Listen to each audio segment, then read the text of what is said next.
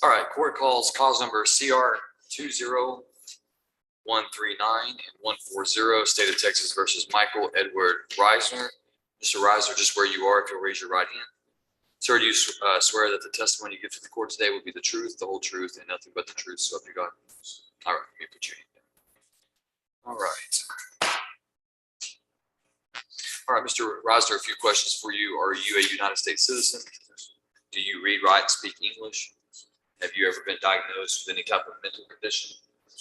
In this case, you're represented by Mr. Eric Platt. Are you pleased with his representation of you? You feel like you had enough time to discuss your cases with him and have all of your legal questions answered? Anything about the paperwork that you've read and signed today that you do not understand? Mr. Platt, do you believe your client to be competent? Yes, Your Honor. Have you explained to him not only his legal rights, but also the advantages and disadvantages of the deferred adjudication plea? I have. And you believe he understands all of those? He does. Mr. Reisner, in cause number CR 20-139, you are charged by indictment with a second-degree felony offense of sexual assault of a child. And I believe that the plea is going to call for in CR 2140 for a dismissal under Section 1245, and in that case, you're charged with indecency with a child by sexual contact. A second-degree felony in the state of Texas carries a range of punishment of not less than 2 years or more than 20 years confinement in the Texas Department of Criminal Justice, and also an optional fine not to exceed $10,000. Do you understand that full range of punishment?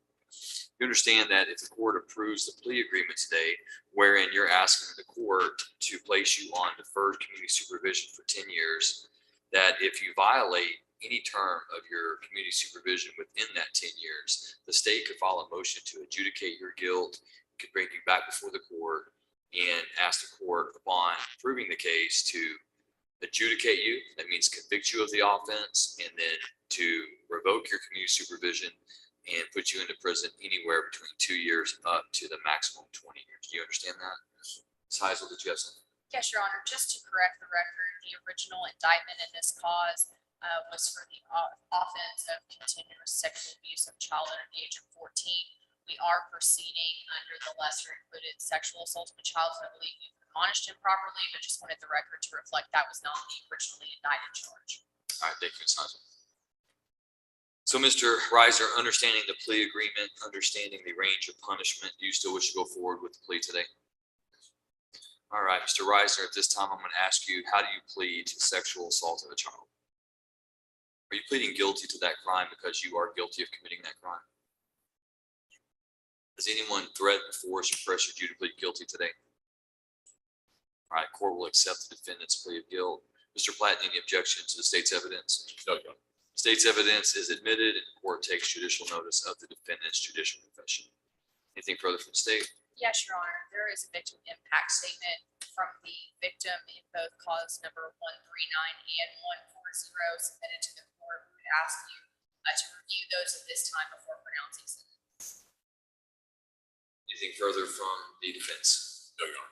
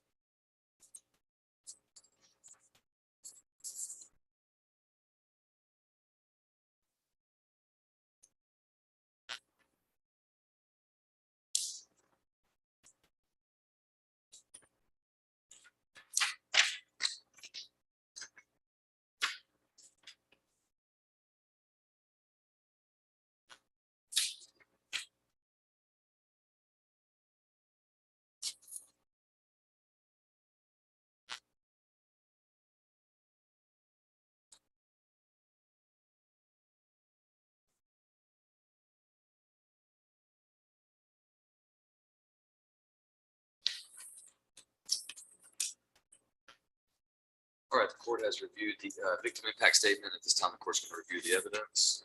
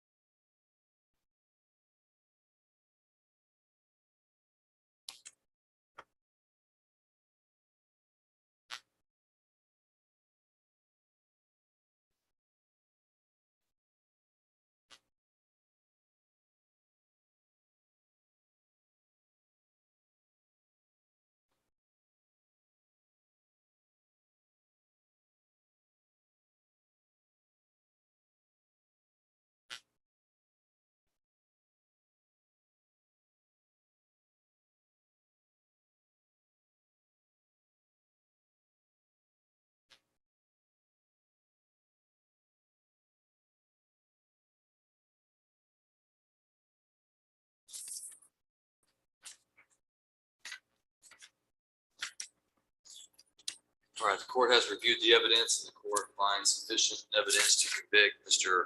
Reisner of this offense.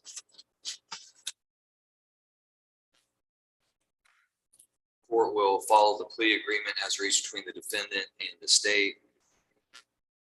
Court hereby defers the finding of guilt to this charge.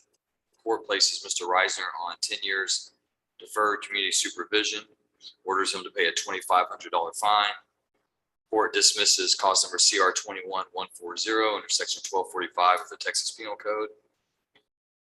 Court also orders Mr. Reisner to pay court costs of $290, reimbursement fees of $60.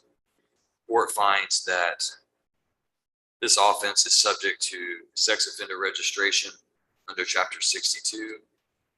Court finds that Mr. Reisner will be required to register as a sex offender for the duration of his life.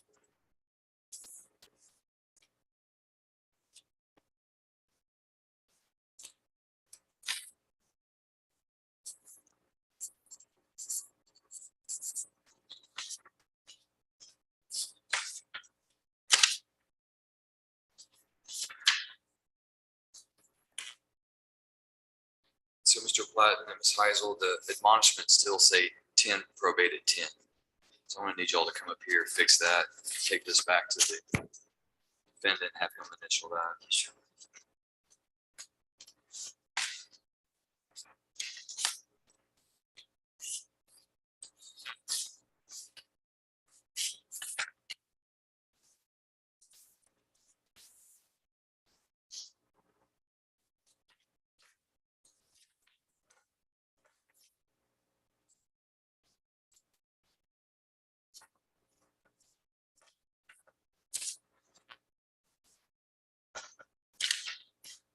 It has a copy of Chapter 62 been provided to Mr. Reisner. Your Honor, I believe the copy is in the plea packet, so we need to return that back to Mr. Reisner.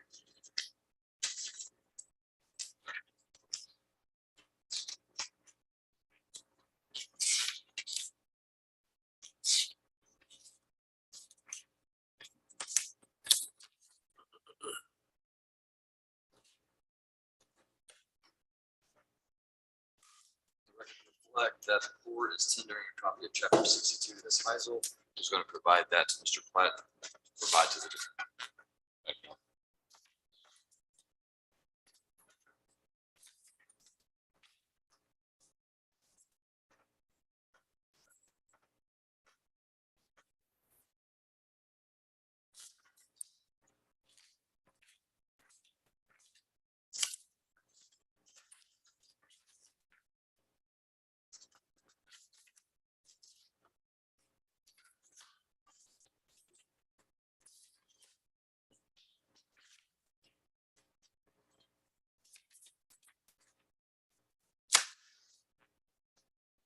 All right, Mr. Reisner, hereby remanded to the custody of the Van Zandt County Community Supervision and Corrections Department so they can carry out the terms and conditions of the sentence.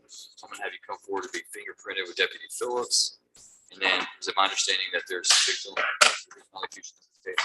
Your Honor, there is no victim allocution in this case. They were originally planning to be here, but scheduling conflicts prevented that.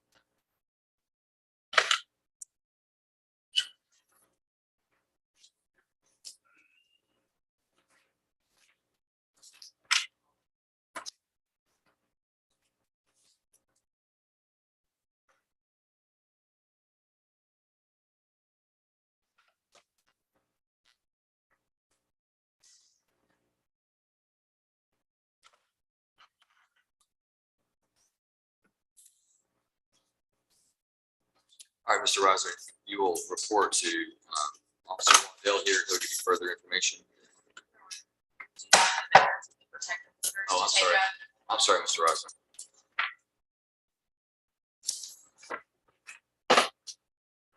All right, court also calls civil cause numbers FM 22162 and 161. This is in the matter of Ms. Reiner and Ms. Reisner versus Mr. Reisner in regards to the application for a protective order.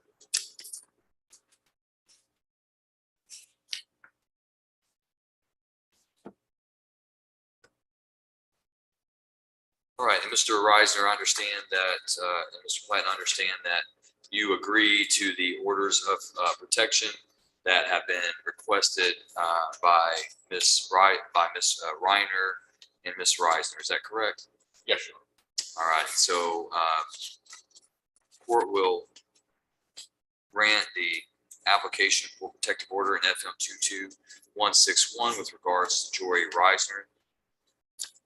Court finds that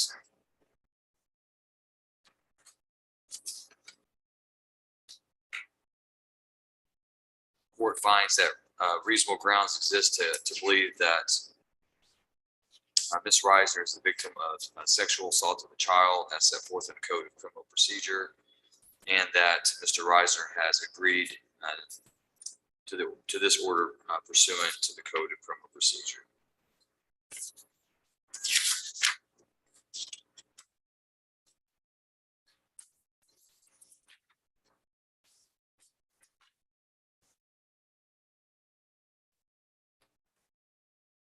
Court orders the respondent to be immediately prohibited from communicating in any form or fashion with the applicant, Ms. Reisner, except through Ms. Reisner's attorney or a person appointed by the court.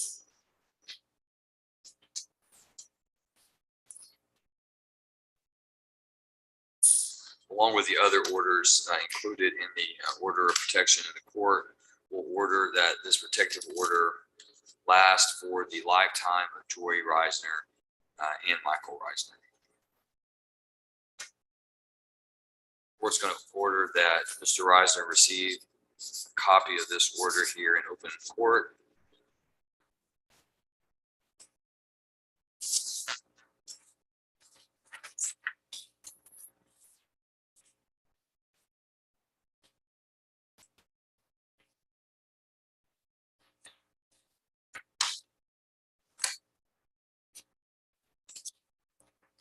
Regards to FM 22162 regarding Ms. Reiner, court makes the same findings that Mr. Reisner has agreed to this order pursuant to the Code of Criminal Procedure, and also that the court finds reasonable grounds to believe that Ms. Reiner is also the victim of sexual assault of a child as set forth in the Code of Criminal Procedure.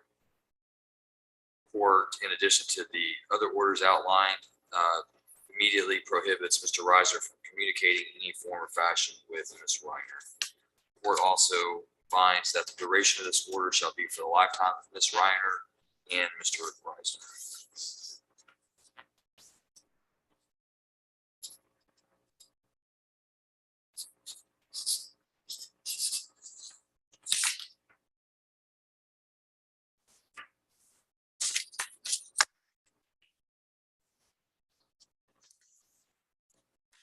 All right, Ms. Heisel. I'm going to tender these back to you as an officer of the court. Ask that you file these with the Van Zandt County District Clerk's Office. Ensure that Mr. Reisner receives a copy of these today. Yes, Your Honor. Anything further, Mr. Platt? No, Your Honor. All right, we'll be adjourned in this matter. Thank you.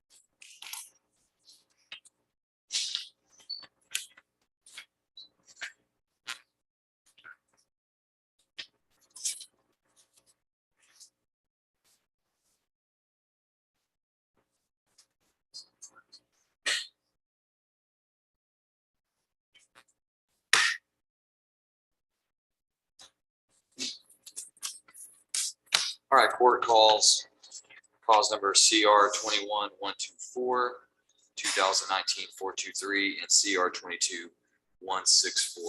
Ms. Fur, just right there where you're at, if you'll just raise your right hand.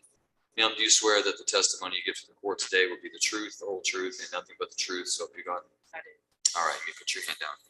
All right, Ms. Fur, are you a United States citizen? Yes, sir. Do you read, write, and speak English? Yes, sir. Have you ever been diagnosed with any type of mental condition? No, sir. In this case, you're represented by your attorney, Mr. Richard Schmidt. Are you pleased with his representation of you? Yes, sir. Like you've had enough time to discuss all of your cases with him and have all of your questions answered? Yes, sir. Is there anything about the paperwork that you've read and signed today that you do not understand? I understand it all, sir. Mr. Schmidt, do you believe your client to be competent today? I do, Judge. And have you explained to her her rights as they pertain to the waivers that she's making today, including the waiver of indictment? Yes, sir. Do you believe she understands all of her rights? I do. Ms. Fur, I have a document that you've signed that's entitled Waiver of Indictment. Do you understand that anyone who is accused of committing a felony offense in the state of Texas has the absolute right to have that case presented to a grand jury, for a grand jury to review the evidence and to determine whether or not there's sufficient probable cause for a prosecution to ensue in that case? Do you understand that? Yes, sir. You understand that you also have the right to waive that indictment and allow the state of Texas to prosecute you without going to the grand jury? Yes, sir. Do you understand that once you waive that right's not going to be restored to you? Yes, sir. And in this case, you've discussed that with your attorney, Mr. Schmidt. Yes, sir. And today you're telling me that you understand your right and you also understand what you're giving up when you waive that right. Yes, sir. And is it your intention to waive your right to indictment so that you can proceed with a plea on the charge of arson? Yes, sir. Has anyone threatened, forced, or pressured you to waive your right of indictment today? No, sir. All right, the court will find that Ms. Fur has been admonished as to her right of indictment, that she has waived the same intentionally, knowingly, and voluntarily. The court will approve the waiver of indictment.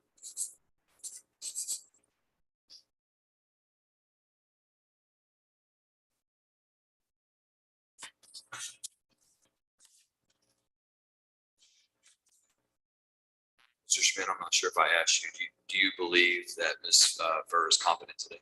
I do, Judge. And as the court's aware, I join her in that waiver of indictment by my signature. Thank you, sir. Ready to proceed. All right, Ms. Fur, so there's three charges, and I'm going to outline each one of them. It appears that you were indicted by the grand jury for the first-degree felony offense of murder. And you were also charged with sale of alcohol to minors, a Class A misdemeanor.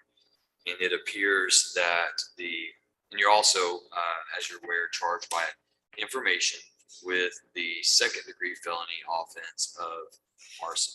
Is it my understanding, counsel, that Ms. Fur will be pleading to the arson alone today? That's correct. And is there a resolution on the Class A misdemeanor sale of alcohol to minors?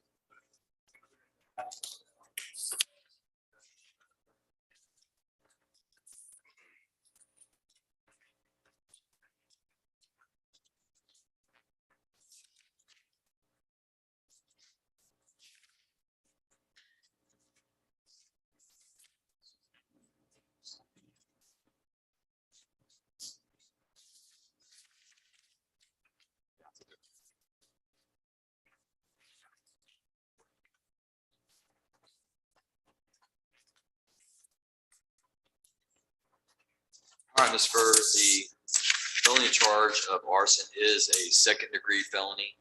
A second-degree felony in the state of Texas has a range of punishment of not less than 2 years or more than 20 years confinement in the institutional division of TDC, that's prison, and also carries a maximum fine not to exceed $10,000. Do you understand that full range of punishment? Yes, sir.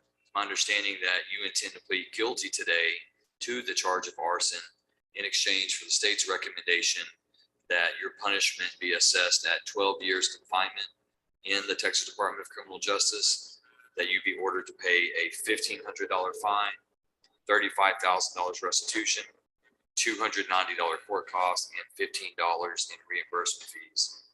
and that you would receive credit towards your sentence for 449 days for the time that you have spent in jail on this cause. Is Yes, that your understanding of the plea agreement? Yes, sir. That's what you want the court to approve today? Yes, sir. All right, Ms. Furr, understanding, in addition, it appears the state would be dismissing the murder charge and also the sale of alcohol to minors charge. Yes, sir. All right, so understanding all of that, Ms. Furr, at this time, I'm going to ask you, how do you plead to the second-degree felony offense of arson? Guilty. Are you pleading guilty to that crime because you are guilty of committing that crime? Yes, sir. Has anyone threatened, forced, or pressured you to plead guilty today? No, sir. The court accepts the defendant's plea of guilt. Mr. Schmidt, any objection to state's evidence? Okay. State's evidence is admitted and the court takes judicial notice of the defendant's judicial confession. Anything further from the state? No, Your Honor, we simply ask that the court consider the victim impact statement for the position sentence. Yes, sir. Anything further from the defense? No, All right, court will consider the victim impact statement and the court will also review the evidence.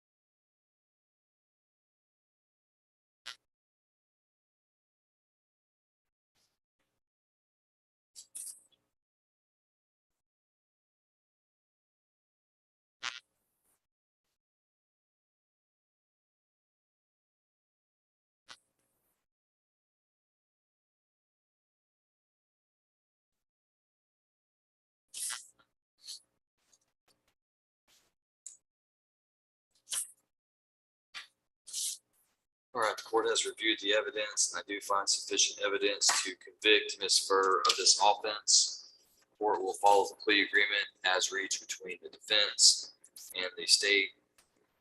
Court hereby convicts Tessa Marie Furr of arson, second-degree felony, assesses her punishment at 12 years confinement in the Texas Department of Criminal Justice Institutional Division, orders her to pay a $1,500 fine, $35,000 restitution, $290 court cost, $15 reimbursement fees. Court awards her 449 days credit towards her sentence for the time that she has spent in jail on this cause.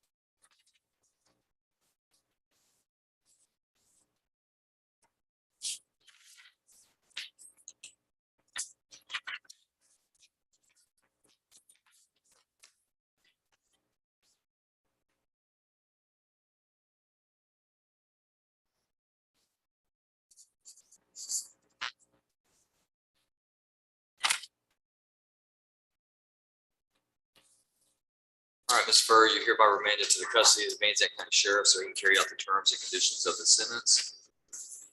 Deputy Phillips is going to come over to where you're at. And he's going to fingerprint you on this judgment. Would like a victim allocation. No, we'll do it after. Mr. Schmidt. Sir.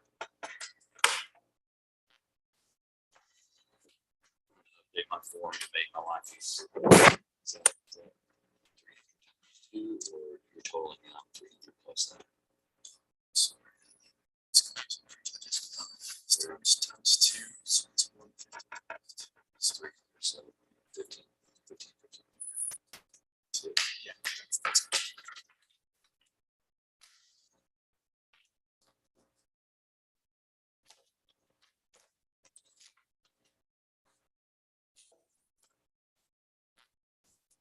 All right, Ms. Curry is understanding that there's a victim allocution in this matter. Yes, Your Honor. All right, I'll direct the court reporter not to record this proceeding.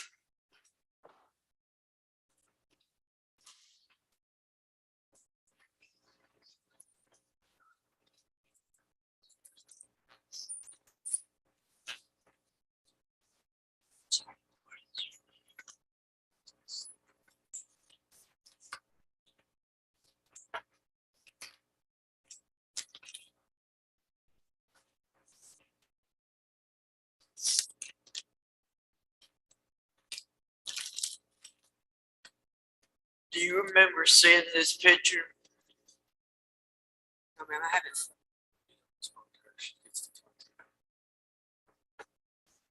Do you know that you killed him? You killed my only son. And this is all I have of him because of you. So I hope your life is miserable the way you made mine.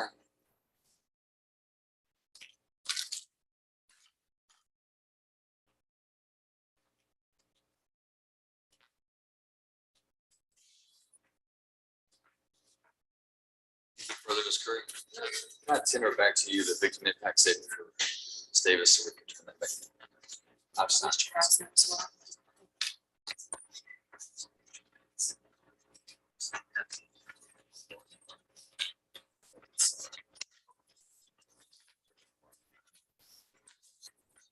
Is there anything further in this matter, Ms. Curry?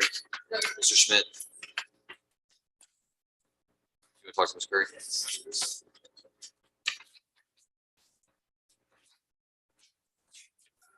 Something little. I don't think I've ever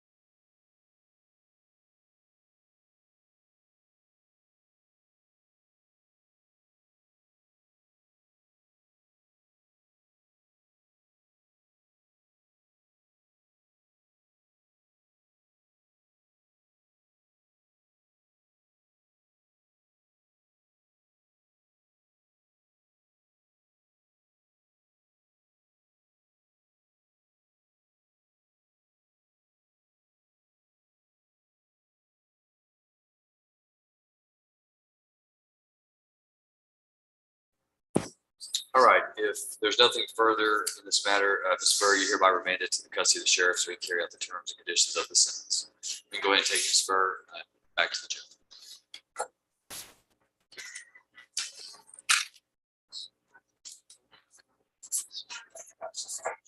Yeah. Proposed warrant for bond hearing this afternoon. I'm gonna jump across the hall and get one.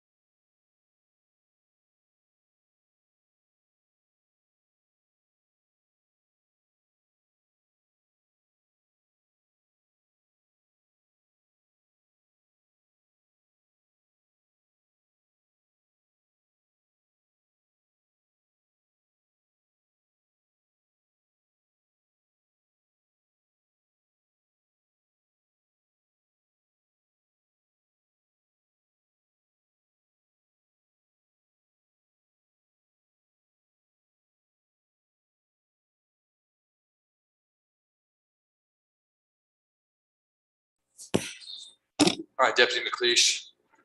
I believe we are ready for the inmates.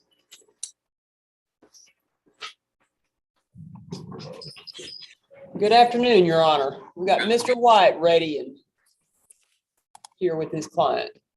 All right, is this Seth Atkins? Yes, sir. We're set for docket call. Since our last situation, Mr. Atkins got arrested for a new offense. I've talked with Mr. Woodwhack about that. He's attempting to get that information from the arresting agency so we can go over it. I'm going to ask the court to move this off for another docket call because I'm not going to be prepared without seeing possible punishment evidence and all that mess. Hard to be prepared when you get things thrown at you at the last minute, huh, Mr. White? Yes, sir. Well, let's see. Mr. Woodwhite, do you know about how long it may take before you get any of that information, Mr. White, just so I'll know how long to set this out? Yes, Your Honor, we have not yet received the new offense information. I've got what he has been arrested for, but I do not have any offense reports or any referred cases, so I am unaware. I will request them shortly, but I can't control how quickly we get them. If we could reset it for a month and a half, something in that nature, I'm hopeful I should be able to have that information turned over to Mr. White. All right, Mr. White, if you've got your calendar with you, I've got a few dates in July. Yes, sir. Got July 5th, 7th, 19th, and 21st, if any of those are preferable. Let's do the July 5th because that's the quickest one. Okay. All right, court will set Mr. Atkins for an additional docket call on July 5th, and that will be at 1:30.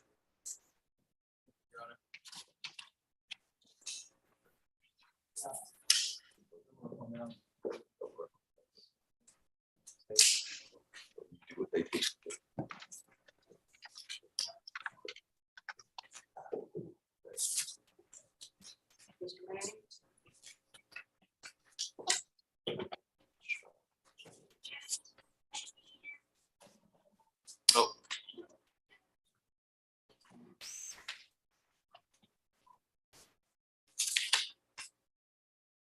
All right, Mr. Manning. Is this Mr. Straughter or Mr. Norris? This is Mr. Straughter, Your Honor. Straughter, all right. Cause number CR 2412, Mr. Straughter set for a plea today. Are we doing a plea? That's correct, Judge. All right, Mr. Manning, I don't have the plea, I don't believe. So can you tell me the term, sir? Yes, Judge. He's taken a plea on a third-degree felony possession of controlled substance, penalty group 1, 1 to 4 grams. That will be for a period of 3 years TDCJ, institutional division, a fine of $1,500, restitution of $180, and court cost of $190. Sorry, $290, Judge. 290? That's correct. He has 173 days credit.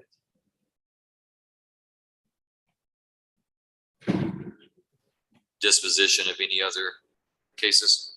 No, Judge, this is his only case. This is the only case, good. The All right, Mr. will run concurrent with his Henderson County case. Is that included in the agreement? That it will run concurrent, yes. Okay, and that's indicated in the judgment that it's gonna, the cause number, what's the cause number from Henderson County? I don't have the Henderson County case number, Judge. He just got finished there 2 weeks ago, week ago, and got benched back for us to do this plea today. So, but the running concurrent was not part of the plea agreement and it's not reflected in the paperwork? It just says it will run concurrently with any and all other. All right, Mr. Schroeder, if you'll raise your right hand. Sir, you swear that the testimony you give to the court today will be the truth, the whole truth, and nothing but the truth. So if you got. Sir. All right, you may put your hand down. If you'll just speak up a little louder for me so my court reporter can hear you. Mr. Schroeder, are you a United States citizen? Yes, sir. You read, write, and speak English? Yes, sir. Have you ever been diagnosed with any type of mental condition? No, sir. In this case, you're represented by your attorney, Mr. Jonathan Manning. Are you pleased with his representation of you? Yes, sir. You feel like you've had enough time to talk with him about your case and have all of your legal questions answered? Yes, sir. Is there anything about the paperwork that you've read and signed today that you do not understand? No, sir. Mr. Manning, do you believe Mr. Strotter to be competent? Yes, Judge. Have you explained to him all of his legal rights as they pertain to this case? I have. And do you believe he understands them? He does. Mr. Strotter, you heard what Mr. Manning read to me as the plea agreement in this case. Is that your understanding and what you're asking the court to approve? Yes, sir. All right, Mr. Strotter, you are charged with a third-degree felony offense, possession of a controlled substance in penalty group 1, greater than or equal to 1 gram, but less than 4 grams. A third-degree felony carries a range of punishment of not less than 2 years in prison nor more than 10 years in prison, and an optional fine not more than $10,000. I find that this plea agreement would legally fit within that range of punishment. So understanding the range of punishment, understanding the plea agreement, do you still wish to go forward in this case? Yes, sir. All right, Mr. Strotter, how do you plead to that charge? Guilty. Are you pleading guilty, Mr. Strotter, because you are guilty of committing that crime? Yes, sir. Has anyone threatened, forced, or pressured you to plead guilty today? No, sir. Court will accept your plea at this time. Mr. Manning, any objection to the state's evidence? No objection to States 1. States 1 is admitted, and the court does take judicial notice of the defendant's judicial confession. Anything further from the state? No, Your Honor, we would rest to close at this time. Anything further from the defense? Nothing from defense, Judge. All right, Mr. Woodwhite, can you give me the facts to support the plea? Yes, Your Honor. On the date in question, the Henderson County Sheriff's Office is serving a motion to revoke warrant on defendant here in Van Zandt County at his house. When they arrest him, he tells them that he's got needles in his pocket. They pull them out along with 3 baggies of meth. Defendant admits on scene that they are meth. Lab tests the meth to 1.81 grams of meth. Thank you, Mr. Woodwhite. Mr. Manning, any objection to that summary? No, Judge. Anything further, Mr. Manning? Nothing from defense. All right, then based on the evidence as presented, the court finds that there is sufficient evidence to convict Mr. Strotter of this offense. The court will convict him of possession of controlled substance in penalty group 1, greater than or equal to 1 gram, but less than 4 grams. The court will impose sentence pursuant to the plea agreement at 3 years confinement in the Texas Department of Criminal Justice. Assesses a $1,500 fine, $180 restitution, $290 court costs, and awards Mr. Strotter 173 days credit towards his sentence for the time that he has spent in jail on this cause. The court will order that this sentence run concurrently with any other sentence imposed on Mr. Strotter at this time. Mr. Trotter, you hereby remanded to the custody of the Van Zandt County Sheriff so he can carry out the terms and conditions of the sentence. I'll have you be fingerprinted by the deputy. Good luck to you.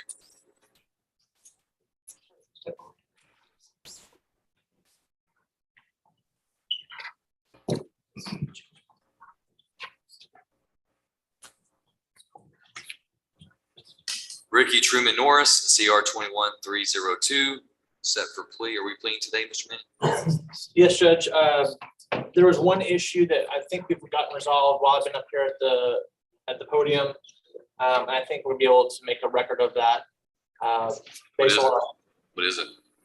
I was pointing on multiple cases for Mr. Norris, and at this time, the DA's office only has the single case. The other cases have not seemed to appear from the arresting agency. And so we're just asking that those cases be taken into consideration with this case and wrapped up so that he can take care of his business here in Van Zandt County and be set down. Do we know if those cases are the same transaction? Are they greater charges, lesser charges? Do we know? Your Honor, I believe that there are, there's at least one, there may be two, looking at the jail bookend record. It's hard to tell. New charges that I believe are part of the basis for the motion. The state has not received either one of those cases in over a year. So we are agreeing to take those in consideration in this MTA plea. However, if we don't have a case, we can't do a formal disposition or rejection because we don't have a file number to put on the judgment or to provide Mr. Norris with a disposition. So we are just putting it on the record that that is our agreement. Okay. Is that sufficient? What do you mean? If I may just touch my client just briefly. Yes, go ahead.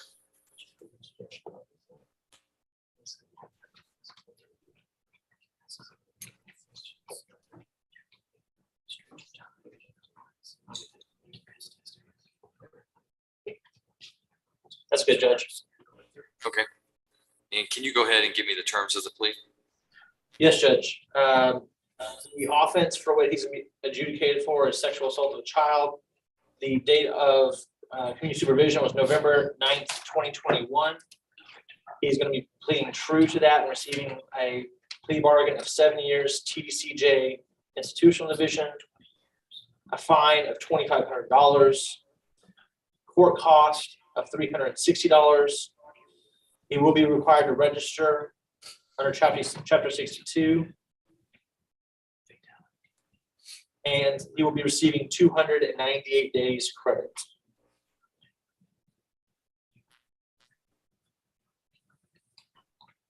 Said this is a motion to adjudicate. I'm sorry, Judge. Did you say this was a motion to adjudicate? Yes, Judge. All right, give me just 1 second. And so, Judge, I believe that the amounts on the judgment are what remains from the original judgment, not, the state is not assessing any additional fees or fines. Thank you.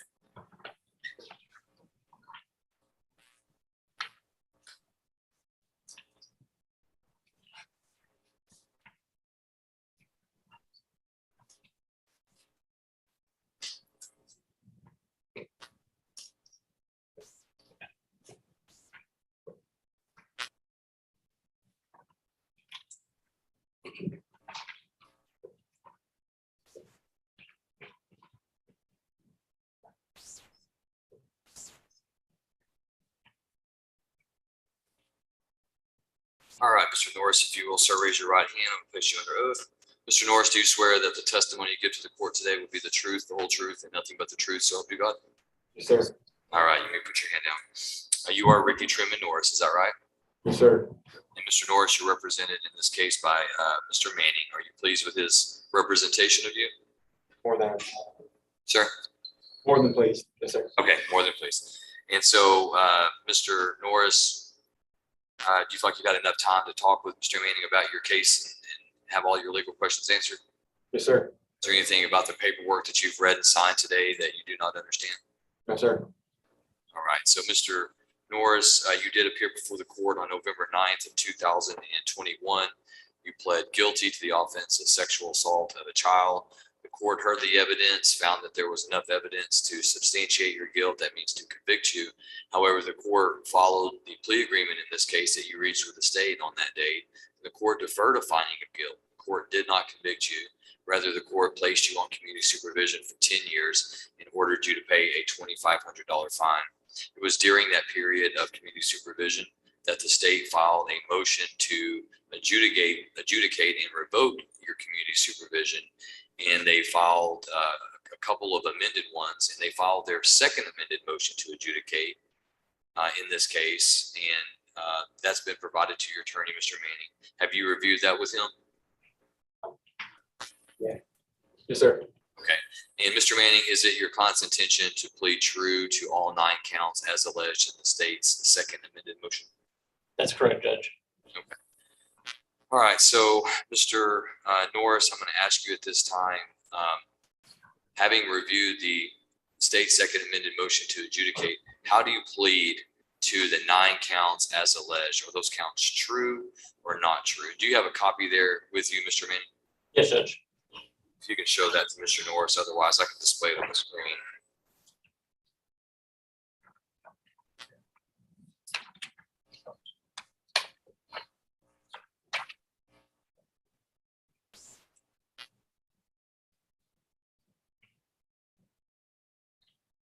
True. All right, Mr. Norris, are you telling me that all of those counts are true because in fact, what is alleged in there is true?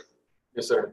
Has anyone threatened, forced, or pressured you to plead true to any of those counts today? No, sir.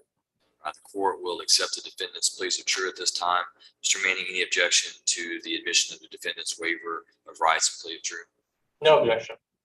All right, evidence is admitted and the court does take judicial notice of Mr. Norris's judicial confession. Anything further from the state, No, Your Honor. from the defense? Judge, just briefly, while he originally in the original plea of November 9th, 2021, received a copy of Chapter 62 as well as filled out the admonishments that went along with that, there was an additional copy of admonishments which we've executed as well, and I'm also tendering to him a copy of Chapter 62 in open court today. Okay, thank you. And Ms. Heisel, just for record assurance, can you restate what we discussed prior to putting Mr. Norris under oath regarding his other pending cases about the DA's position on those cases? Yes, Your Honor, if you'll give me I just kicked myself out of the system. I was going to tell you exactly what the charges are, Your Honor. Mr. Norris was picked up on the MTA warrant for which we pled today. In addition, it appears he has at least one other charge for failure to register as a sex offender. He was arrested on that March of 2021, and the DA's office to date has not received any case on that.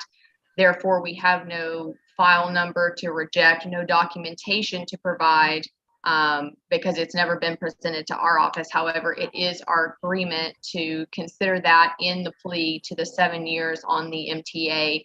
And should those charges ever come to our office, it would be our intention to decline them as already taken into consideration. Thank you, Ms. Heisel. All right, Mr. Manning, anything further? All right, then based on the evidence as presented, the court finds that Mr. Norris has violated the terms and conditions of his community supervision. Court finds the allegations to be true. Court hereby adjudicates Ricky Truman Norris guilty of the second-degree felony offense of sexual assault of a child. Court hereby revokes his community supervision, assesses his punishment at 7 years confinement in the Texas Department of Criminal Justice. Court orders him to pay the balance of his financial obligations. The court awards him 298 days credit towards his sentence for the time that he has spent in jail on this cause. Court finds that Mr. Norris has been adjudicated guilty of a Chapter 62 Code of Criminal Procedure offense requiring lifetime registration as a sex offender. And the court is taking notice that Mr. Norris is being provided with a copy of Chapter 62 at this time on the record. Mr. Norris, you're hereby remanded to the custody of the Van Zandt County Sheriff so he can carry out the terms and conditions of the sentence. I'll have you fingerprinted by the deputy. Good luck to you, sir.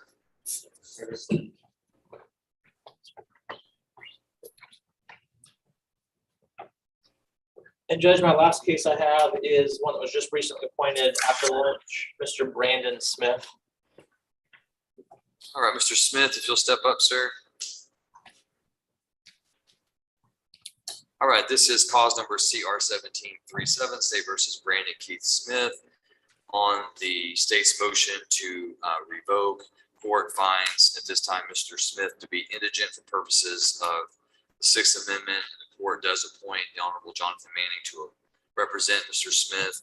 Court will give Mr. Manning time to prepare for the motion to revoke. Court will set this for I can do a couple of things. Do you want me to set you on June 16th for a status, and then we can set again on June 28th for contested if there is no resolution, Mr. Manning? Judge, if you would like to go ahead and just set him on the 16th.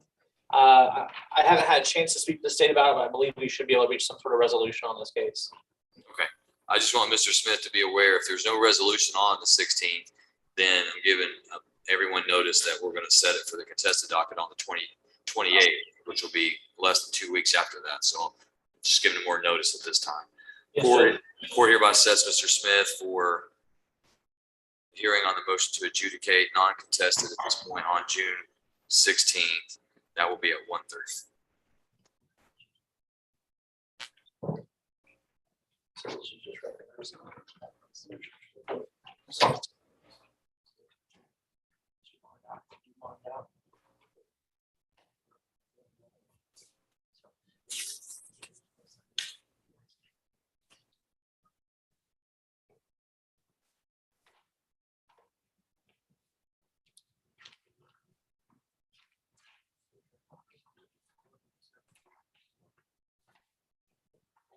Judge, I believe that concludes my business. May I be excused?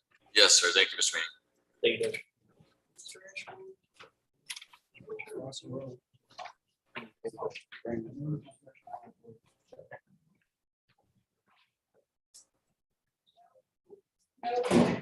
All right, Mr. Ashmore, who are you ready on, sir? Judge, we're ready on Mr. Shackelford first, please. All right, CR 22-117, State versus John Wayne Shackelford for arraignment. Judge, Mr. Shackelford and I have met. We've confirmed that his name is spelled correctly in the indictment. He understands the nature of the allegations against him, the date on which it's alleged to have occurred, the enhancement paragraph within the indictment, the range of punishment. We waive formal reading of the indictment. He's authorized me to enter a plea of not guilty and get to work on a resolution that the state and I and my client can agree to. All right, court will find that Mr. Shackelford has waived the formal requirements of arraignment. Court will enter his plea of not guilty into the record, and we will set this matter for pretrial hearing on June 14th. That will be at 1:30, as long as Mr. Shackelford is in jail. If he makes bail, it'll be at 9 a.m. Understand, Mr. Shackelford? If you postpone between now and then, your hearings will be in the morning at 9. If you remain in jail, then we'll come to you at 1:30. Yes, sir.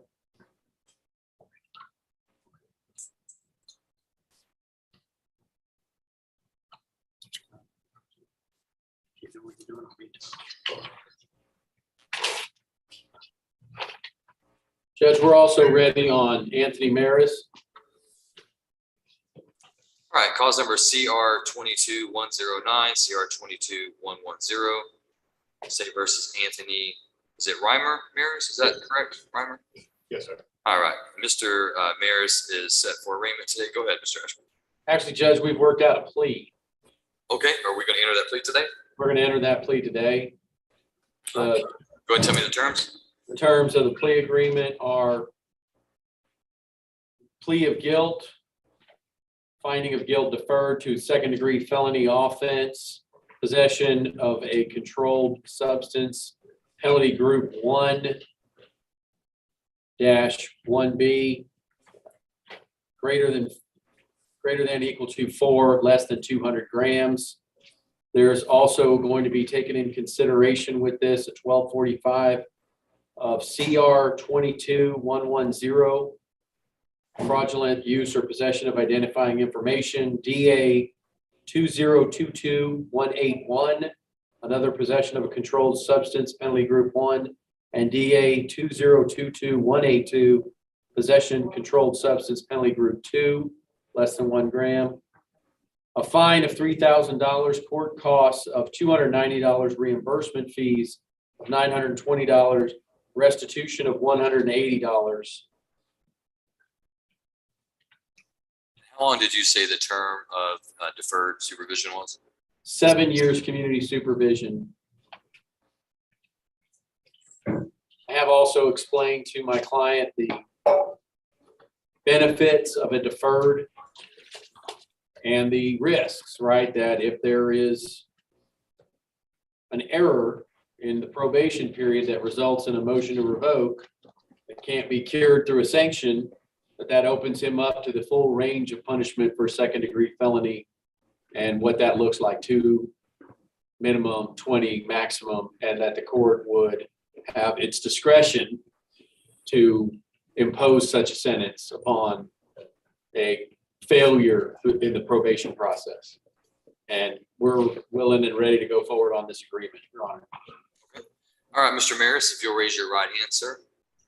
Sir, do you swear that the testimony you give to the court today will be the truth, the whole truth, and nothing but the truth? So help you God. I do. All right, you may put your hand down.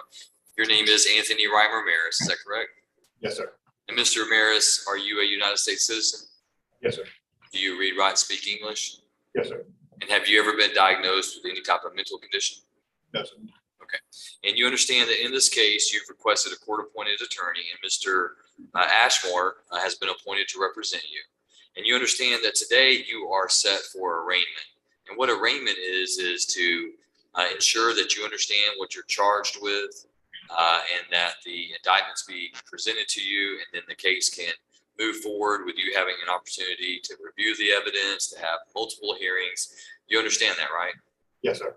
And understanding all of that, you're asking the court to go ahead and let you resolve both of your cases today without need of further hearings. Is that right? Yes, sir. Are you pleased with Mr. Ashmore's representation of you? Yes, sir, I am. So, and do you feel like you've had enough time to discuss your cases with him and have your legal questions answered? Yes, sir, absolutely. Is there anything about the paperwork that you've read and signed today that you do not understand? No, sir. All right, I'm going to have to repeat a few of the things that Mr. Ashmore said because it's incumbent upon me to do that. So I just ask for your patience. So you are charged with a second-degree felony offense of possession of a controlled substance in penalty group 1 or 1B in an amount of greater than or equal to 4 grams but less than 200 grams. A second-degree felony in the state of Texas does carry a range of punishment of not less than 2 years or more than 20 years confinement in the Texas Department of Criminal Justice. And so, as Mr. Ashmore correctly stated a moment ago, if I approve this plea agreement today and I place you on deferred community supervision, if you violate any of the terms of your community supervision during that probationary period, the state of Texas could file a motion to bring you back before the court. They can put on their evidence, and if their evidence proves to the court that you have violated any of the terms of your probation, the court could adjudicate your guilt. That means convict you of this offense. And the court could then impose a sentence in TDC on you. And as Mr. Ashmore said, within my discretion, it can be the minimum 2 all the way to the maximum of 20 or anything in between. Do you understand that? Yes, sir, I understand. All right. So understanding all of those things, do you still wish to go forward today? Yes, sir, I do. All right, Mr. Maris, at this time, I'm going to ask you, how do you plead to that offense? Guilty. Are you pleading guilty to that offense because you are guilty of committing that crime? Yes, sir. Has anyone threatened, forced, or pressured you to plead guilty today? No, sir. All right, the court will accept the defendant's plea of guilt at this time. Mr. Ashmore, any objection to the state's evidence? No, Your Honor. State's evidence is admitted, and the court does take judicial notice of the defendant's judicial confession. Anything further from the state? No, Your Honor. From the defense? No, Your Honor. Thank you. And state, let me ask, so I see that there are 2 1245s. There are appears to be 3 different cases. Does the 180 restitution cover all 3 cases, or are those just being declined? Yes, Your Honor. The lab only tested 1 substance, therefore they only asked for 1 set of restitution. Great, thank you. All right. Judge, could I ask for clarification. This is resolving all issues arising out of my client's criminal conduct in Van Zandt County, correct? Yes, it is. I think Judge was just asking whether DPS requests restitution for each substance. They only request restitution for the substances that they test, which was only one in this case, even though the allegations are that he possessed more than one. Absolutely. Okay, thank you. All right, Miss, anything further from the defense, Mr. No, Ashton? Judge. All right, State, will you give me the facts to support the plea? Yes, Your Honor. Mr. Merez was the passenger in a vehicle that was stopped for speeding, 87 and a 75. They immediately smell marijuana, ask both the driver and passenger to get out. Driver gives a different name for Mr. Merez than he gives for himself. They then have reason to believe that he's not being truthful about his identity. They do a pat down as part of the initial detention, and they locate in his pockets checkbooks and driver's licenses, multiple of each, all containing different identities. Based on the smell of marijuana, they do a probable cause search of the vehicle. In a duffel bag that was at Mr. Merez's feet in the passenger side, located is suspected heroin, fentanyl, and Adderall. They send all to the lab, but the lab only tests the fentanyl. It comes back at 4.1 grams. Thank you, Ms. Hines. Mr. Ashmore, any objection to that summary? No, Your Honor. All right, based on the evidence as presented to the court will find that there is sufficient evidence to convict Mr. Maris.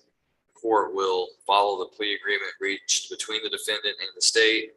The court hereby defers a finding of guilt to the charge of possession of a controlled substance of felony group 1 or 1B. The court will place Mr. Maris on 7 years deferred community supervision, order him to pay a $3,000 fine, $290 court cost, order him to pay reimbursement fees of $920 and $180 restitution.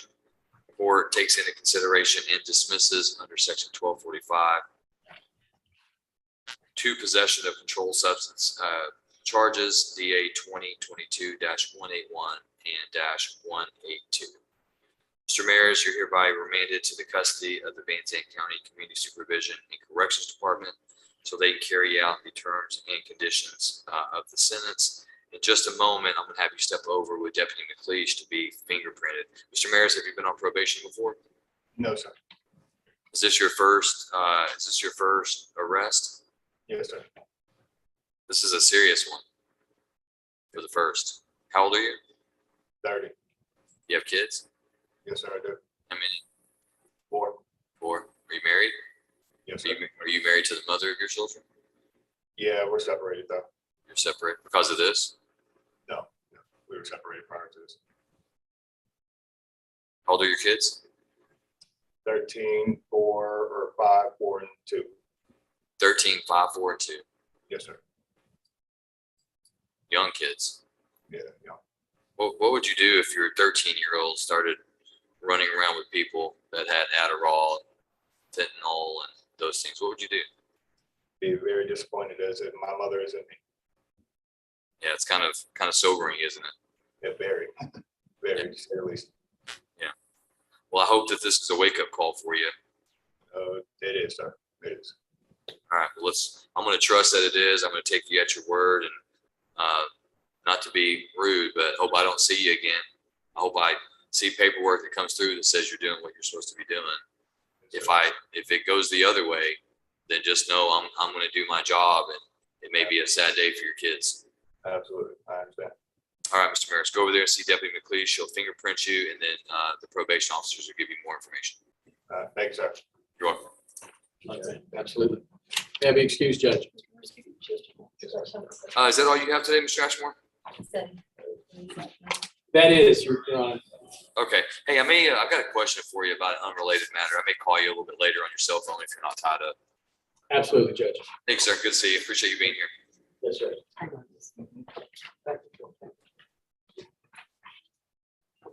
Your Honor, thank you, sir. Am I dismissed for the day? Not quite. Your job here is not done yet. Yes, ma'am. We only have one other in-person attorney present. That's going to be Mr. Schmidt. However, he is working with clients up in visitation. But if it pleases the court, I do have Mr. Sanders' two clients, Mr. Harrell and Mr. Ellis, in the room if you would like to discuss their situation. Yes, let both of them come up. Guys, if y'all come up to the podium, please.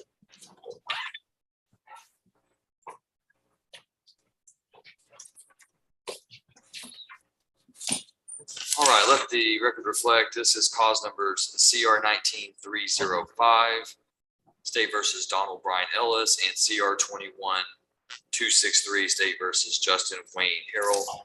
Gentlemen, the board wants to let you know that Mr. Sanders is, I don't know if he's let you know, but he is in trial in Smith County in Tyler. And so he's actually in trial. And so his trial has gone through today. So he's unable to be here. So we have reset your case, and I've reset you to the very next docket. All right. So it's going to be a week from Tuesday. I'm going to have potentially a civil case next week. I'm sorry, that's wrong. I've set you to 5/26. All right. So that's going to be 2 weeks from today. We'll have a criminal jury trial next week. So Mr. Sanders will be through on that date. Hopefully we'll get back to announcements on both of your cases.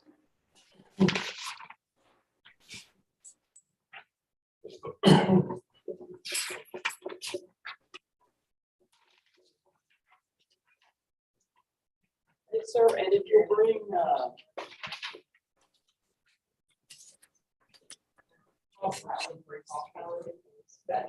she's probably gonna be. I do have Ms. Hoffpower's attorney online, so we'll deal with her in just a minute. But I'm going to take. Do you need me right this second, Deputy? No, sir. No, you're on. I'm going to take a break for just a second. Yes, sir.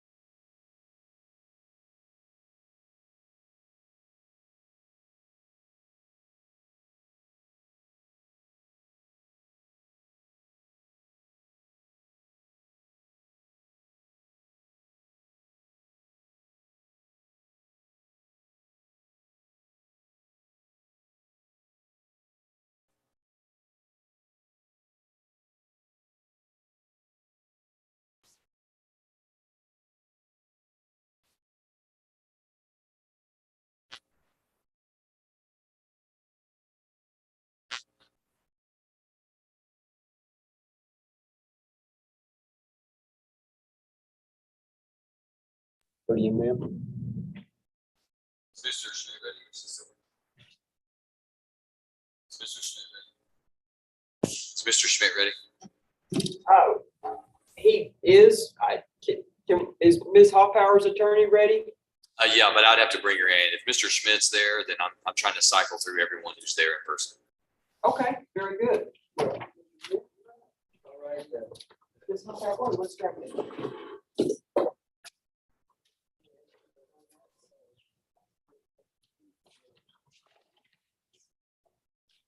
Mr. Schmidt, who are you ready on, sir? Got Mr. Green here. We can get started with him. And if you need more time, then take it. You're good. I just wanted to get I'm you. just trying to get organized, Judge. I know it's a lot. It's a lot. Yeah. All right, Mr. Green, come on up, sir. Good afternoon. This is cause number CR 2257, State versus William Joseph Green. Show that we're set for arraignment, and I believe you also have a motion for bail reduction. That's correct, Judge. And I've negotiated with the state. We've come to an agreement on the bail issue.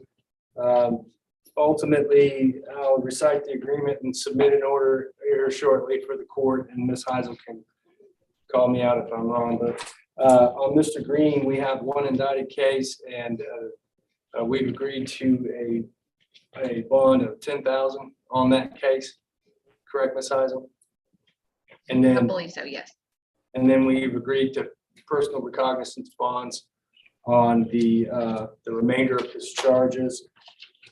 And ultimately, I'll submit an order to the same here shortly. There is a e-filed proposed order, but if the court would like for me to spell it all out, that way it's clear, you can get that done after sometime this afternoon. So can someone assure me that that $10,000 bail for Mr. Green is going to be sufficient considering what he's charged with? I can. Is what he's charged with escape while arrested or confined? Is $10,000 going to be sufficient enough to make sure he doesn't jurisdiction and he's going to return to the court once he makes bail? Judge, if you'd like to take some testimony, I can do that with Mr. Green. However, obviously, as the court's aware, this is an adversarial proceeding, and we would contest the allegations. And I know that obviously on paper they without any facts or without any evidence presented, it's very difficult to imagine a set of circumstances that equates the charge of escape. And I know that there are quite a few. Under this case, I would say to the court that me having been here today, it was unusual that that was the one that we're actually indicted on. And I understand why it is. But ultimately, if you'd like to take testimony from Mr. Green on that issue, we can do that. I would, and we can limit it just to my concern on whether or not he's going to return to the jurisdiction of the court. I understand that there's agreement with the state. Obviously, the state's comfortable with it, but I would like to hear from Mr. Green on why I can feel comfortable about letting him post a $10,000 bond. Yes, sir. I certainly will do that. Mr. Green, if you'll raise your right hand. Sir, do you swear that the testimony you give to the court today will be the truth, the whole truth, and nothing but the truth, so help you God? Absolutely. All right, thank you. You may put your hand down. Court will take this testimony and will limit it to the bail factor of returning to the court's jurisdiction. Go ahead, Mr. Chairman. Thank you. Mr. Green, you obviously understand all the charges that you're facing. You understand that right now you're indicted on the charge of escape, correct? Yes, now, ultimately, as we've been discussing these issues, we will, and I don't believe we've been arraigned, but we're going to intend to plead not guilty to that offense. But what the court is concerned about is obviously your return to court to face charges in the event you make bond. You understand that? Yes, sir. And that's one of the main reasons for bond, which is it ensures your appearance before this court. Now, on paper, escape looks like you've attempted to leave the jurisdiction. However, we would dispute that, correct? Oh, no. Oh, yes. Okay. But as of today, though, if you were capable of making a $10,000 bond, can you assure this court that despite the nature of that charge, that you have no intention of fleeing the jurisdiction? That's correct. I have nowhere to go. And ultimately that you will be in court as scheduled each time you're scheduled going forward. If Yes. you're out on loan. Yes. And in addition to that, you and I have met quite a few times on your case so far. And we've discussed in detail some of the more nuanced issues relating your charges, correct? Yes. And based on our discussions, we're fairly confident that ultimately we and the district attorney's office will reach an agreement. Is that correct? Yes.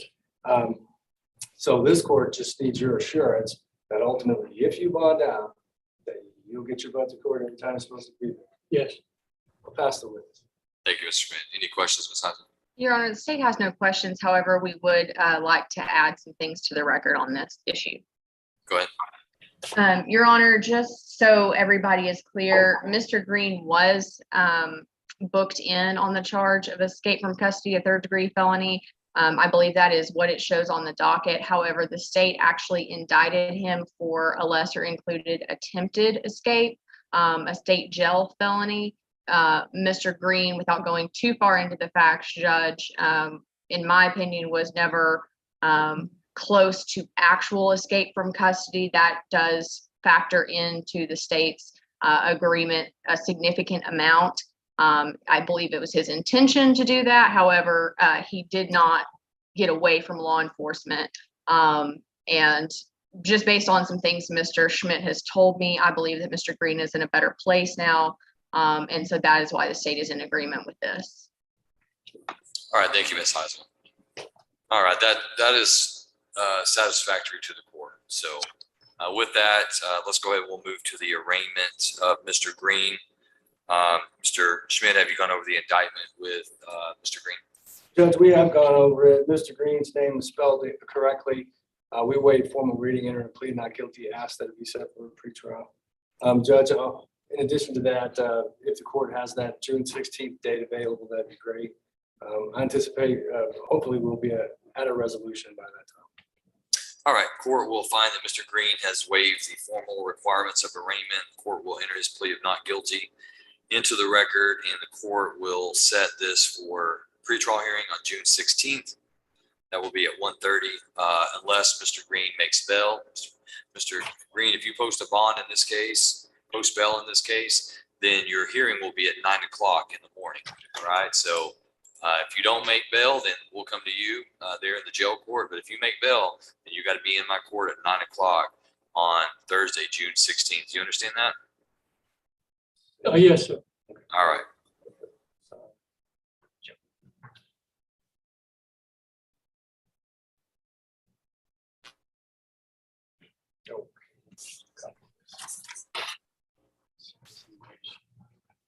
Yes.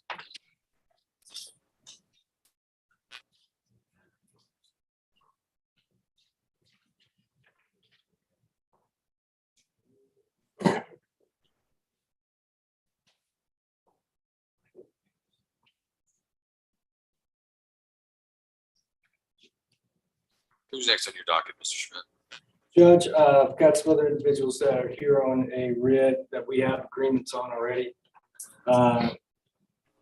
We've got Lucas Smith here. These are just agreements on writs. That's correct. They are unindicted cases. We've negotiated an agreed order on the writs, which I would submit. On Lucas Smith, the state and I have agreed on a reduction to $7,500 surety cash, and we'll present an order to that effect. And do any of these agreements have the same circumstances as Mr. Green? Any charges like that? Because I can't see that on the writs. It just tells me. Okay. Judge, this is a state jail possession of controlled substance case. Okay, good. Thank you, Mr. Woodward. I just can't. There's just no charges on my writs. So, all right. So the court will order the bail. Did you say $7,500 cash or surety? Yes, sir. Court will approve that, and we'll sign that order when it's presented. And is that all that Mr. Smith has set for today? That's correct, Judge. That's all he's here for.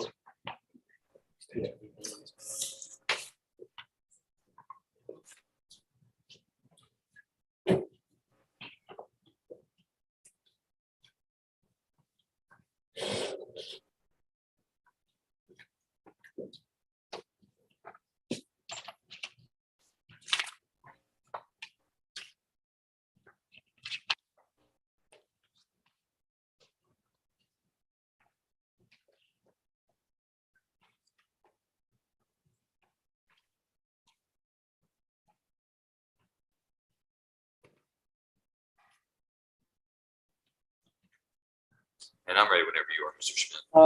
David Dixon, also agreements on bonds for writs. All right, what charge is this for Mr. Dixon? Judge, oh, go ahead, Mr. Schmidt.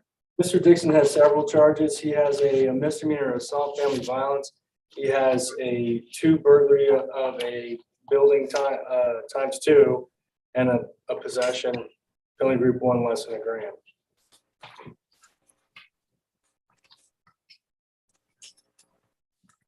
Okay, and what's the agreement? Judge, the state and I and Mr. Dixon have reached agreement that Mr. Dixon be allowed to post a PR bond on the assault, family violence, that his possession controlled substance state jail be cut in half to $7,500, and the burglary of the building, both of those be reduced by half to $10,000 each, cash or surety, except for the assault. Okay. And Judge, just for the court's information, the assault family violence is a Class A misdemeanor. He's been in more than 30 days. We're at a 17 issue on that, so. Okay. All right, the court will approve the agreement, sign the order. And I do have orders here, Mr. Schmidt, but they're not broken out with like charges because the jail's not going to know. It's just a blank order, so. I realize that, Judge. That's what I was trying to tell you, Court. I would interlineate each one specifically because I knew that it would be an issue. I appreciate it. I'll do better next time. Okay.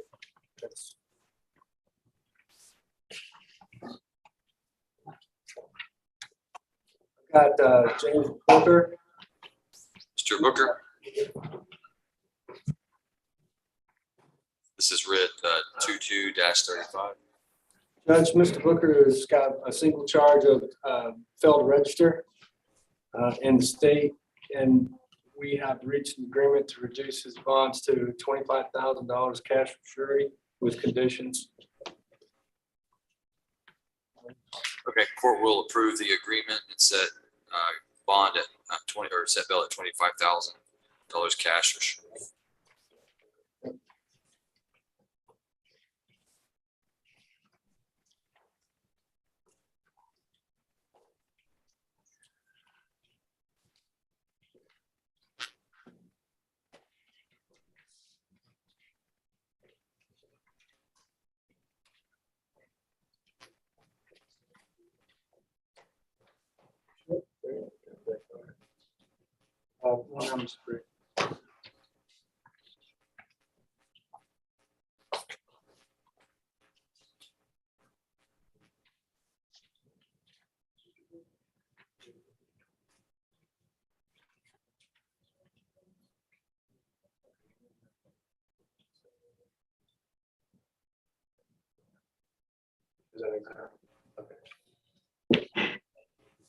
Judge, this is Jason Briggs, CR 21-00047, set on a NPR.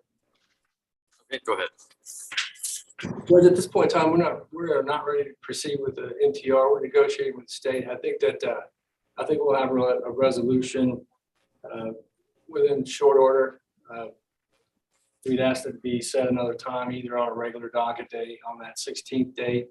I expect we'll have a resolution of more than 50% optimistic. And hopefully we'll get it done on the 16th. All right, court will set Mr. Briggs for an additional motion to revoke hearing on June 16th. And then the court will set him also for the contested docket on the 28th. If no agreement is reached on the 16th, we'll dispose of it on the 28th. Yes, sir.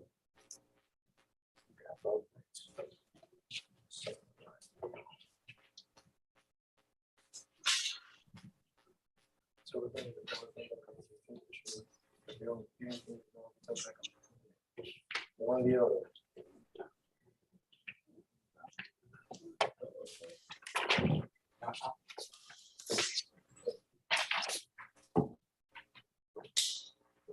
James Calixto, CR 1910.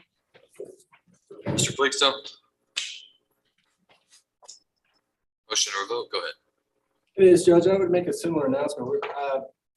I think we can resolve this case in all honesty. I think that if I spent a little bit more time with the DA's office, perhaps we could have repeated our success this morning.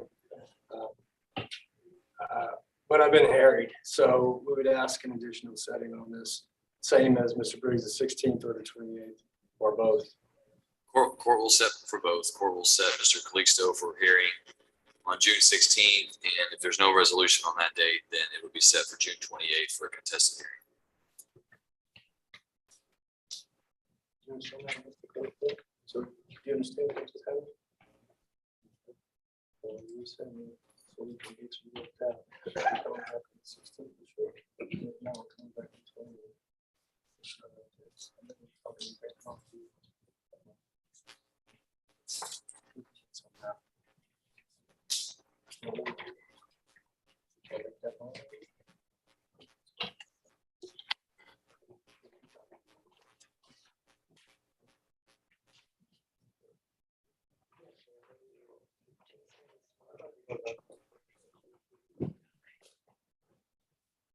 It's been so long, I don't even recognize you, man.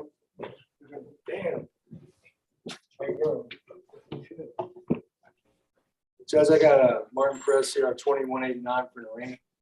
All right, cause number CR 2189, State versus Martin Perez, set for arraignment. Go ahead, Mr. Schmidt. Judge, we understand what Mr. Perez is charged with. His name spelled correctly. The way formal reading asked that it be set for pretrial on that June 16th day. Court will find that Mr. Perez has waived the formal requirements of arraignment.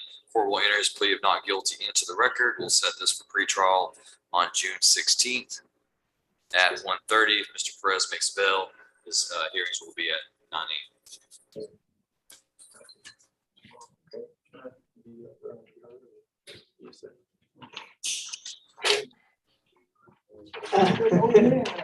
All right.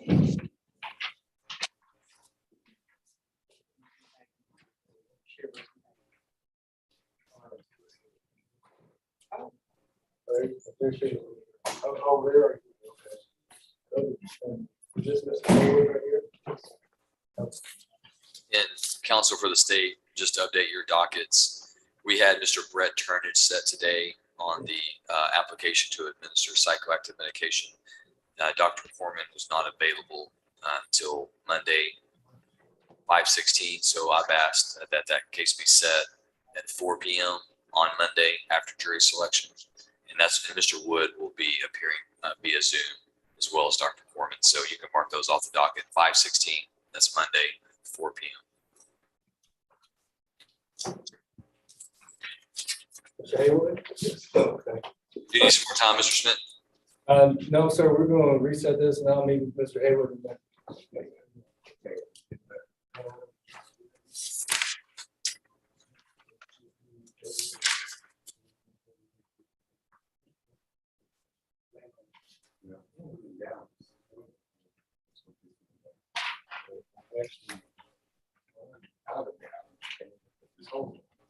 So I came straight here from that.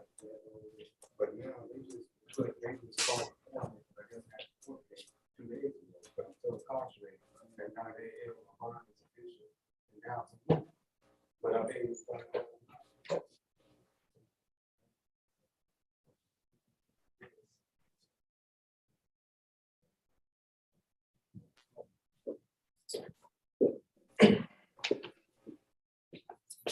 So this is Mr. Haywood. That's correct, Judge, and we're set on a motion to revoke. All right, this is cause number CR 21-122. I'm sorry, yeah, CR 21-122, CR 21-149. Motions to revoke. The court has appointed Honorable Richard Schmidt to represent you, Mr. Haywood, on your application for court-appointed attorney. The court's going to set this case for additional hearings on June 16th so that Mr. Schmidt can work on your case and get the discovery information from the state of Texas. We'll also set it for a contested hearing on June 28th if there's no resolution on the 16th. Do you have any questions, Mr. Haywood? Sir. Okay.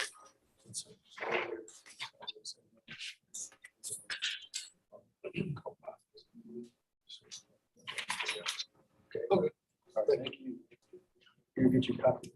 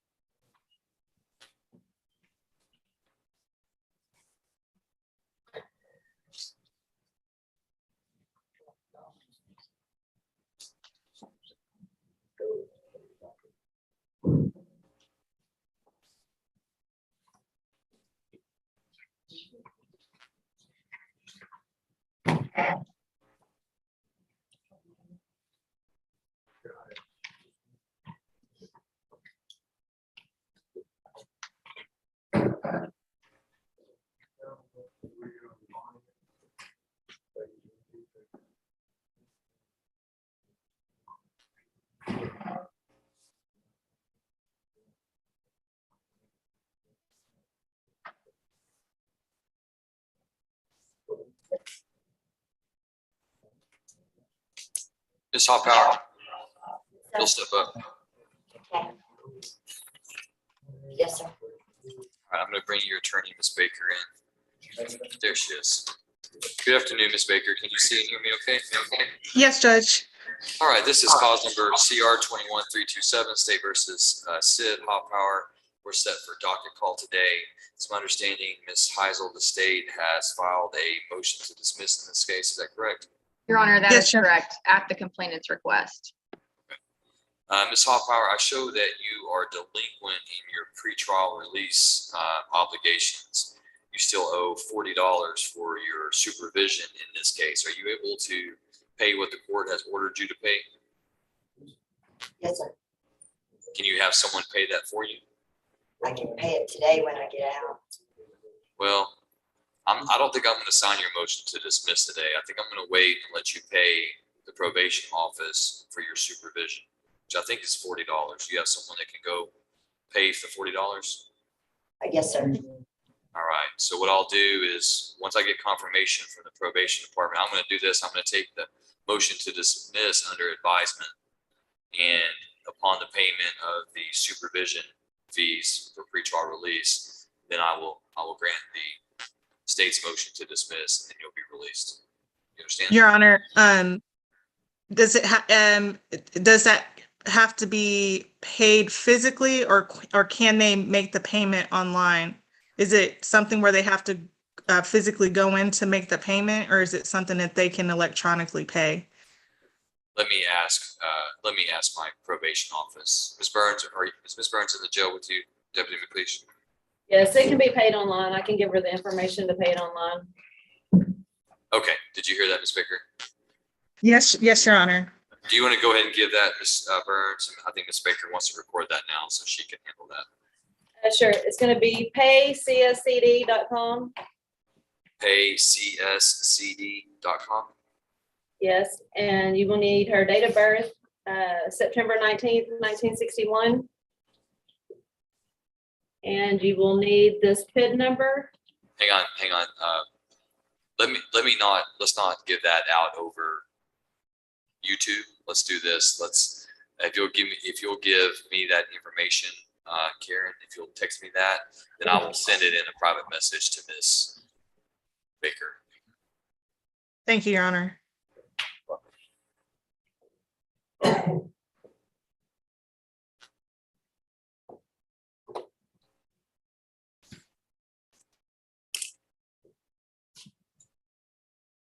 I know your service is not good there. Just about to send it.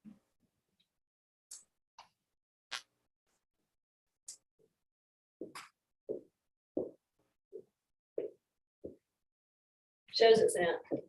I do have that, and that's her PIN number. Yes.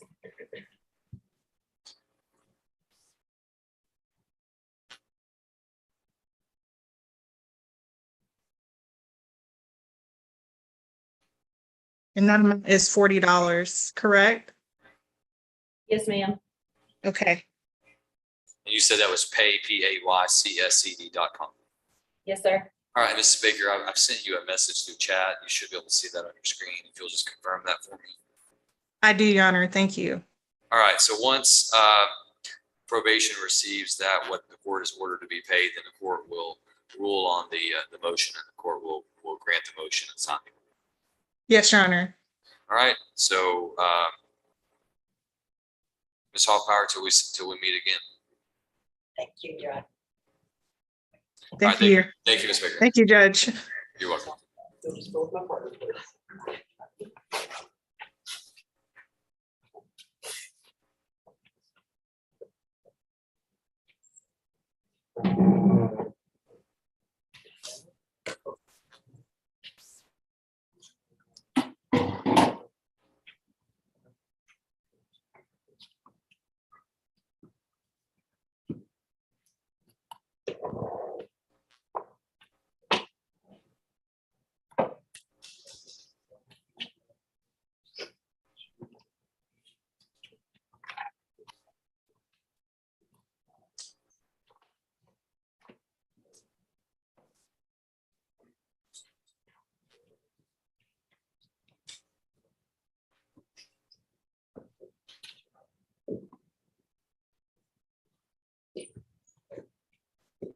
You ready, Mr. Schmidt?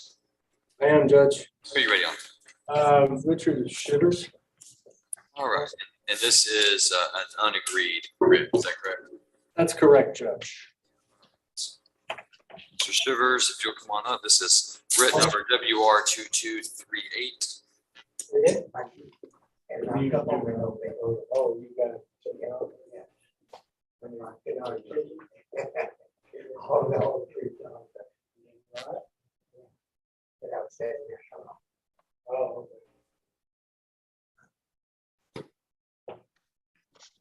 Just need a moment. okay.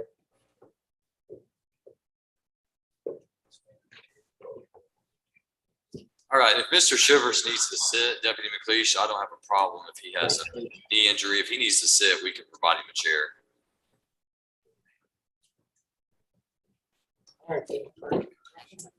All right, Mr. Schmidt, this is your writ. You may proceed, sir.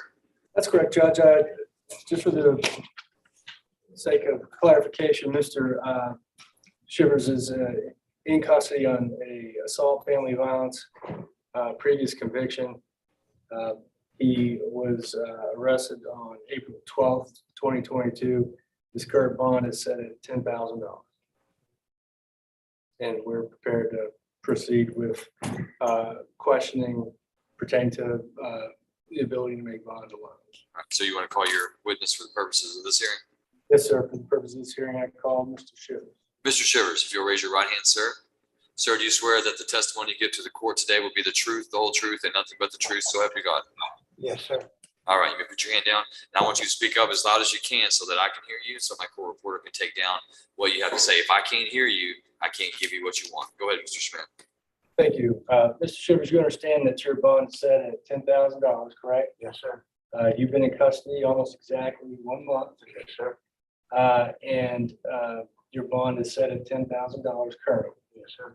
Now, so far, since you've been in, you've had an inability to post a $10,000 bond, is that correct? And do you have the ability to post any bond at this point? I got money, but I can't get to it. Okay, and is that money located in, where's it located at? And then Cedarville in the post office. Okay. Post office box. Now, you understand that one of the main reasons for bond is to ensure that you return to court to answer for the charges against you each time you're called to court, correct? Yes, sir. If you were to make bond on this case, if the court agreed to give you a PR bond or a reduction that you could make, would you have the ability to make it back and forth to court for any court hearings you may have? Yes, sir. And where do you normally reside? What you recall that? What you mean by that? Where do you live? That way we know how far you drive. I live in 2426 County Road at 611. And I work over in Kaufman on the weekend. Okay, where at on the weekends? Kaufman. In Kaufman, okay. And I can give you the boss lady's number. She would tell you I'm there or not with her. And I'm there with her almost every weekend. Okay. Messing with the ponies and petting them. Okay, so that's your normal employment? Yes, sir. And if you were to get out of jail, would that job still be there for you? Yes, sir. Okay. So ultimately, at this point in time, you don't have any individuals in your family or friends that could post this bond for you either, is that correct? No. The only way I can do it, if I got out and go get the money, call my boss lady to see if she would give me a right to see if I could get it and come back and pay them. And what is the money from? Government. Okay, and Disability. you get a disability check? Yes, sir. How long have you been getting a disability check? For 10 years. Okay, what's your disability? My knee went out on me in my back with 4 discs. Okay, so you've got a permanent disability from the government and they give you a disability check, but that goes to a PO box and you get it. All right. So you do have transportation to get back and forth to Yes, court, sir. correct? All Yeah, right. but I will put my pickup for flat. Right. Now, also you understand that this the offense you've been charged for, assault, if you were to make bond, you'd have conditions of pretrial release. And those release conditions would prohibit you from having contact or going around the alleged victim in this case. You understand that? Yes, sir. And you understand who, without going into it, you understand that if you violated those conditions, this court could revoke your bond and put you back in jail. Yes, sir. I understand. And so right now you're asking the court grant you a $10,000 PR bond, correct? Yes, sir. I'll pass the witness. State, any questions? Yes, Your Honor. Mr. Shivers, you mentioned a pickup truck that you might be able to put up as collateral. What kind of pickup truck do you have? It's a 2000, it's a 2012 Ford pickup, 4x4, and it's got four doors on it. Okay. Have you spoken with any bonding companies about potentially putting that up as collateral to post a bond? No, ma'am. Okay. Have you attempted to contact any bonding companies to find out what it would cost you to get out of jail? No, ma'am. Mr. Shivers, does Miss Garcia reside at that address, the Van Zant County Road 2426? Yes, ma'am. Okay, so if you had conditions stating that you couldn't go back to that residence because she was there, where would you be living? I probably have to ask my boss if she's got a place for me where I can stay over there, her place. Okay, but as of right now, you don't have any place to go other than back to that residence. Okay. Mr. Shivers, go ahead. But let me ask you this one question. Well, you might want to talk to Mr. Schmidt real quick. All right. Mr. Shivers, true or false, in 1994, you were convicted of assault causes bodily injury? I don't recall that. Okay, you don't recall that? No. Okay. And what about in 2012 in Dallas County? Do you recall being convicted for assault family violence, a Class A misdemeanor there?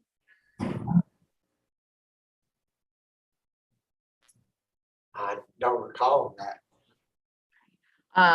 Do you recall any convictions for any violent related offenses? Well, I don't. Because I do take medicine, but I've been off my medicine for quite a while.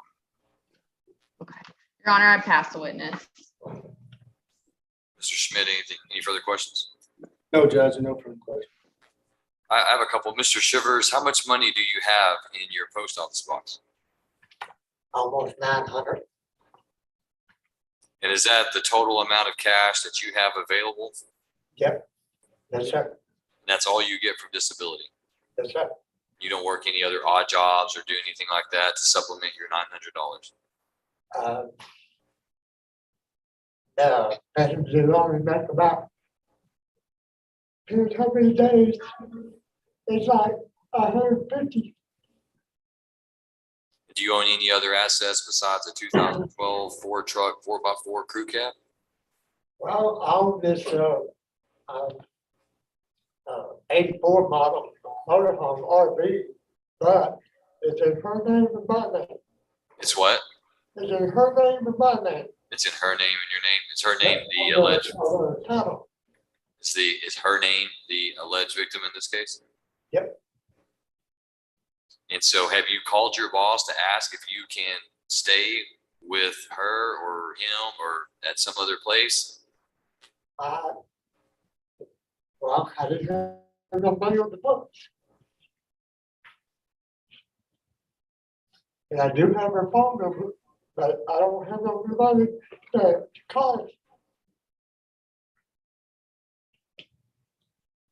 But if she let me stay if I can stay where she's at, I'm fine. Cause I keep me busy every day. I'll be sitting on like 65 acres, doing all kind of work out there. Fence line, barbed wire, feeding animals. Who owns the 65 acres? She does. She does. Is it in your name at all? Oh, no, no, it's not. This is Bob to her and her husband. I worked for him for about 14 years. Okay. Her husband passed away about 2 years ago. Okay. All right, Mr. Schmidt, you want argument? No, sir, we would just ask the court to take into consideration that Mr. Shivers has been found indigent, that he cannot post bond, in the event. In addition, because of his limited family, one of those being the alleged victim, he doesn't have access to the funds that might allow him to post bond. We'd ask that you grant him a PR bond at $10,000 with conditions pre-trial. Ms. Heisel? Your Honor, the state would argue that just because Mr. Shivers doesn't have the money on his books to call and make arrangements does not mean he doesn't have the money to post bond as it's currently set. He's testified that he does have assets. He's testified that he does have a monthly income. I understand that that's not a lot, but also his bail, in my opinion, is very reasonably set, specifically considering the fact that currently he has no living arrangements that don't include going around the alleged victim and returning back to the residence that she resides at. So, Your Honor, for both the safety of the community and because the state believes that $10,000 for this particular offense is fair and reasonable, we would ask that you deny the request and remain the bond where it is. Thank you, Ms. Hassel. All right, based on the evidence presented, the arguments presented, the court's going to deny the request for bail reduction in this matter. Court will continue bail at $10,000 for Mr. Shivers. Thank you, Judge.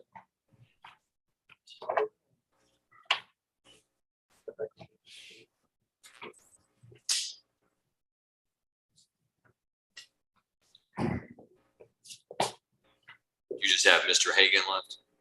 I'm done with Mr. Shivers. Hold on just a minute. Yes, Judge, can I have about 2 minutes with Mr. Hagan? Absolutely. Yes, sir. Absolutely.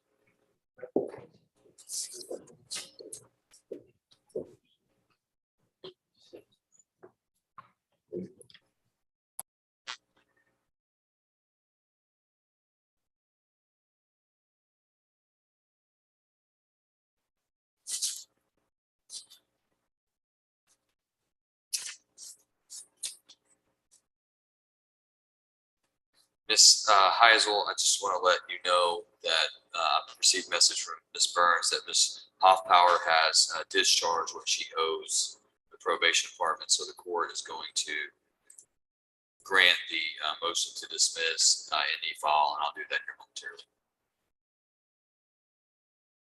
That was thank you.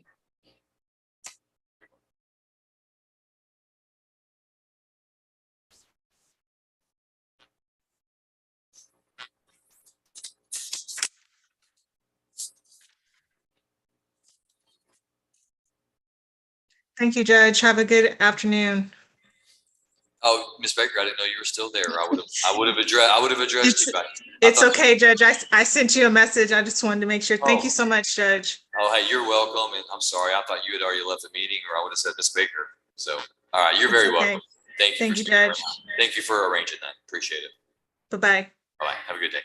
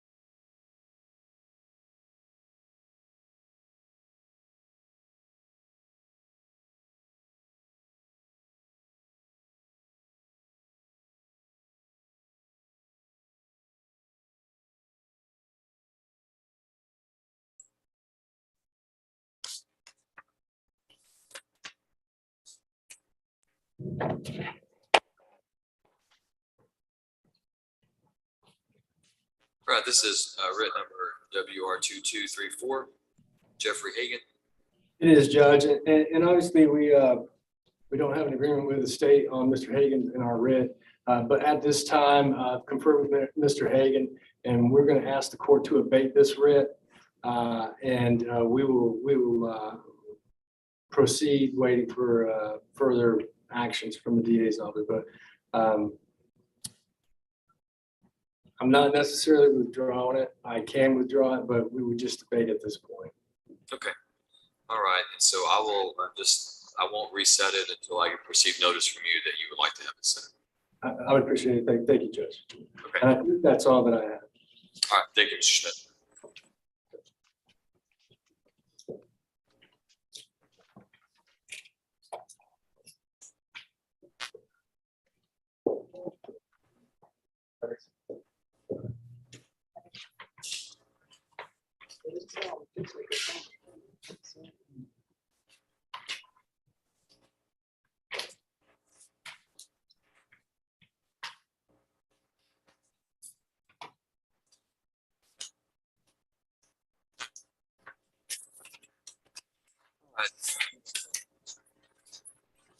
All right, Master Sergeant McLeish.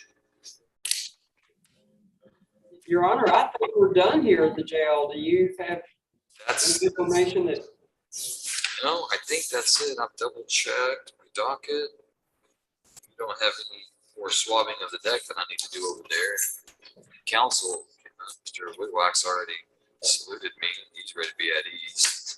Judge, not you, Judge, Deputy McLeish. All right, well, further, then, I guess we'll be, y'all have a good afternoon, guys. did all your work. Thank you.